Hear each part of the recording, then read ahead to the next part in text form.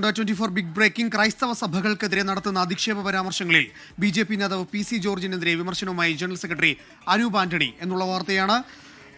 BJP ആരെയും വെല്ലുവിളിക്കുന്ന പ്രസ്ഥാനമല്ലെന്ന് അനൂപ് ആന്റണി പറഞ്ഞു. ആരുമായി മൽപ്പിടുത്തത്തിന് പോകണമെന്ന കാഴ്ചപ്പാടില്ല, വോട്ട് ചെയ്യുന്നവരെ മാത്രമേ ചേർത്ത് പിടിക്കൂ എന്ന സമീപനം ബി.ജെ.പിക്കില്ലെന്നും അനൂപ് ആന്റണി 24നോട് പറഞ്ഞു.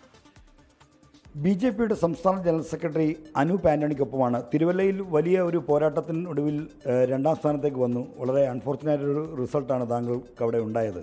ഇതെന്താണ് അവിടെ യഥാർത്ഥത്തിൽ സംഭവിച്ചത്? അങ്ങനൊരു വലിയ അൺഫോർച്ചുനേറ്റ് ഞാൻ പറയത്തില്ല, പൊരുതി തോറ്റു എന്നുള്ളൊരു വാസ്തവമാണ്.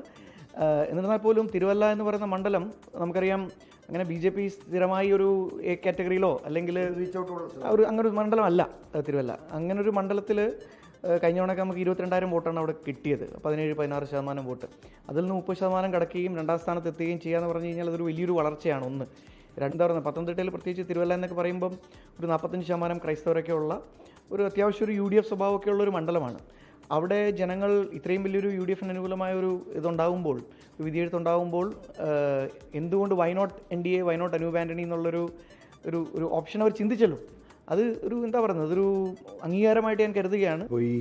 ഈ FCRയുമായി ബന്ധപ്പെട്ടും ഇലക്ഷൻ ശേഷവും പോളിംഗിന് ശേഷവും ഒക്കെ തന്നെ ഈ പി.സി. ജോർജ്, ഷോൺ ജോർജ് അടക്കം നടത്തിയ പ്രതികരണം അത് എങ്ങനെയായിരിക്കും? നിങ്ങൾക്ക് ഗുണകരമാണോ?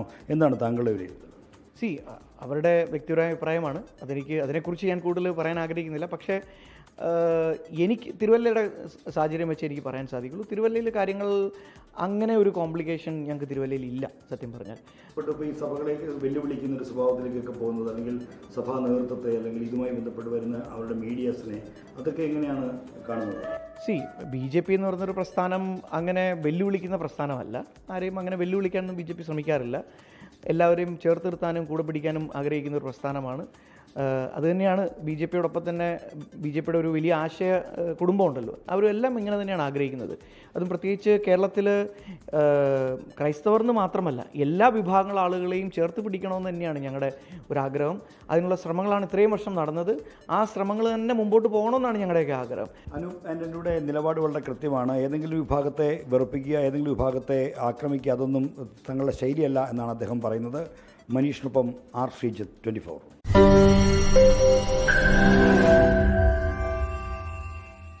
ലോകത്തെവിടെയായാലും ഏത് സമയത്തും 24 വാർത്തകളും ഓഗ്മെന്റഡ് റിയാലിറ്റി പാക്കേജുകളും എക്സ്പ്ലെയിനറുകളും വിശദമായി കാണാൻ ഞങ്ങളുടെ YouTube ചാനൽ നിങ്ങൾക്ക് സബ്സ്ക്രൈബ് ചെയ്യാം.